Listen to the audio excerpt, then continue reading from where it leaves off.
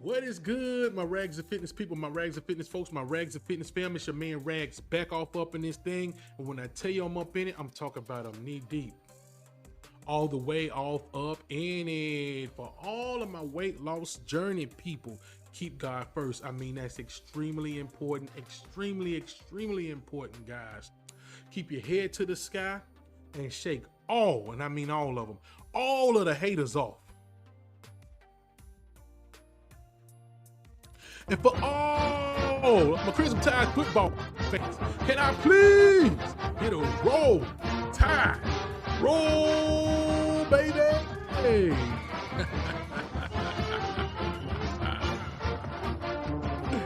Hey guys, old Rags back off up in this thing again, man. We're here to have a good time. We're here to talk some football, right? For all of my people that have been liking, commenting, and subscribing, guys, I appreciate you from the bottom to my right here, knee deep, all the way off in my heart, the aorta of it, right? For all of my people, man, that may be on the fence, that's just not discovering Rags, right? Guys, consider it, man. Consider hitting the like button, thumbs up. Consider subscribing. Consider doing it all. Hitting the post notification bell so you can get notified when old Rags drop a little bit of content, right? Because we're gonna be dropping some content. You feel me? So, guys, please be considerate. Let's do that, man. Let's get Rags in there. Let's get Rags in there. The algorithm, right? So, guys, as you can see by the thumbnail, as you can see by the title, today it hurts me to even say these words here, but we're going to be talking about this guy, right? And let me get my phone up here and get it handy, right? Because I want to go through my phone today instead of going through my actual dual screen that I got here. Guys, so if you see me looking down, man, just know I'm not trying to be unprofessional. I'm actually reading this article here, right? And this article here, it comes from Sports Skeeter, right? And the guy who wrote this article, his name is Farouk Yusuf. So Farouk Yusuf from Sports Skeeter.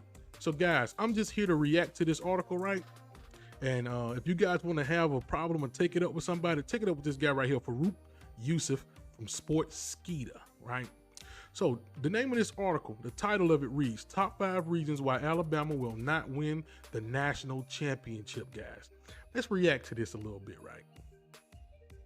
This is how it reads right here. That's the beginning of it. After missing out in 2022, Alabama has returned to the college football playoff and have a good chance to become the national champion once again.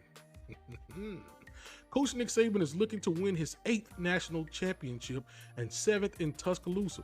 While the team has the winning mentality that can help get things done in the playoffs, there are some reasons why the Crimson Tide won't become the champions. Let's examine what Mr. Yusuf, right? Mr. Farouk Yusuf has to say about this, guys. Now, hopefully we won't make this video long, but I just want to, let's go through a few of these things that this guy's saying right here, right? Number one reason why Mr. Farouk Yusuf feels like Alabama won't become national champions, right, is number one, Michigan's motivation. Let's talk about it, right? Since the commencement of the sign-stealing allegation in the second half of the regular season, Michigan is arguably the most motivated team in college football. The Wolverines have played their games with more passion and zeal since the scandal broke out, especially with the suspense of Mr. Jim Harbaugh. Hey guys, let's talk about this zeal that they're talking about, right? This zeal that they're talking about, they played it against who? Let's say Michigan State, Ohio State, which is a formidable opponent, right? Iowa State in the Big Ten championship game, man. And I'm not trying to disrespect Iowa State. I mean, not Iowa State, our Hawkeyes. I'm sorry, guys. See there? I'm not trying to disrespect you guys. I know you may take that as a sign of disrespect, but I'm not trying to disrespect you. But guys, we must take heed. We must understand what's really going on here. And they're saying that these guys, right, they're motivated to come and play because guess what? The world is against them. They say they've been stealing signs and they don't believe that they've been winning due to this sign stealing. They're going to show the world that they're the number one team and the reason why they're the number one team. But guys, let's talk about this Alabama team too now. It's a motivation going on behind that because they have a whole phrase, a whole saying, let a naysayer know. Because if you think about it, a lot of people haven't been naysaying the Michigan Wolverines as much as they've been naysaying the Alabama Crimson Tide football team. Think about the beginning of the season. The headlines read, Alabama does not even have a starting quarterback. Who is it going to be? Tyler Buckner? I mean, he's far gone from the program by now. But in the beginning of the season, it was between Tyler Buckner, Mr. Ty Simpson, and Jalen Milroe.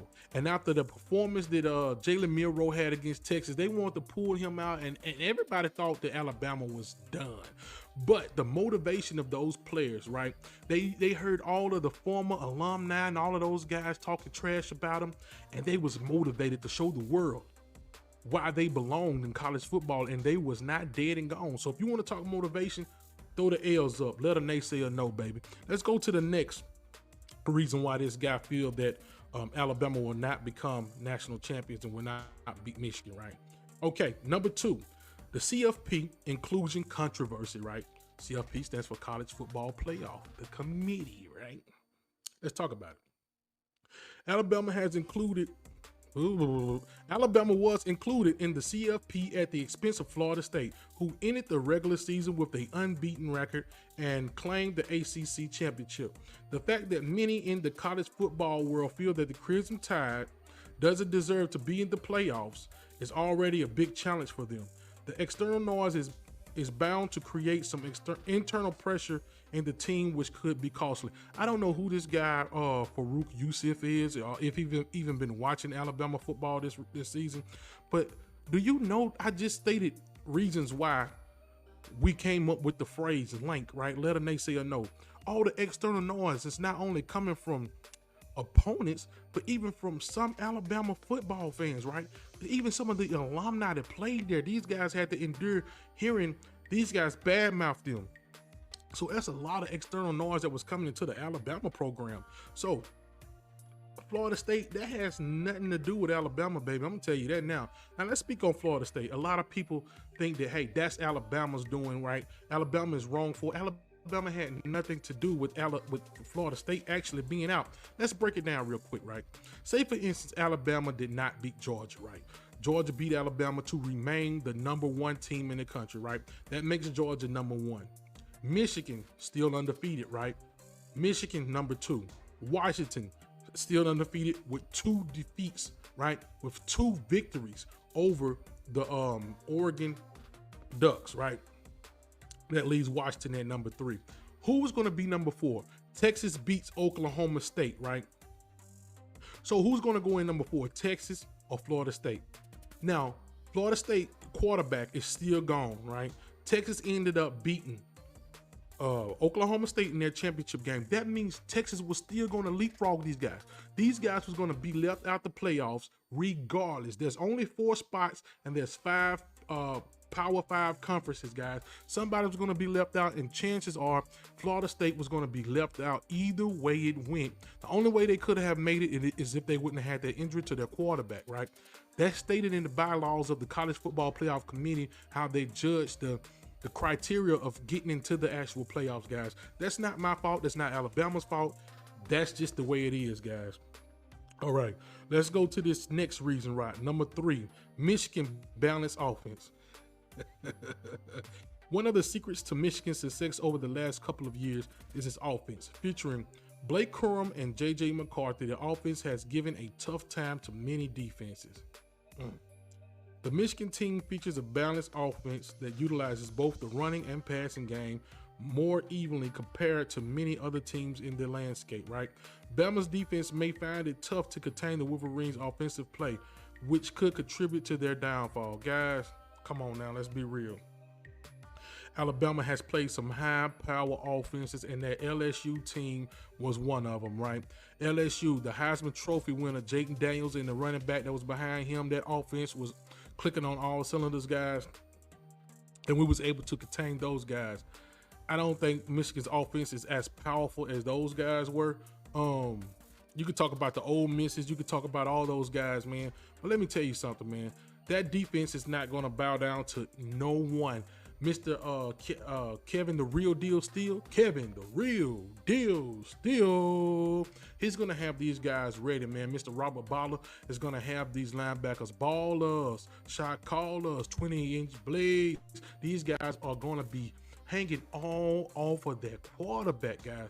So if we want to talk about a balanced offense, that's what Alabama does best. They scheme. They do what they need to do to turn your offense into a one-dimensional offense, right? You're going to have to try to pass that ball. That running game is going to, and this is a year that we don't have that dominant defensive line that we usually have.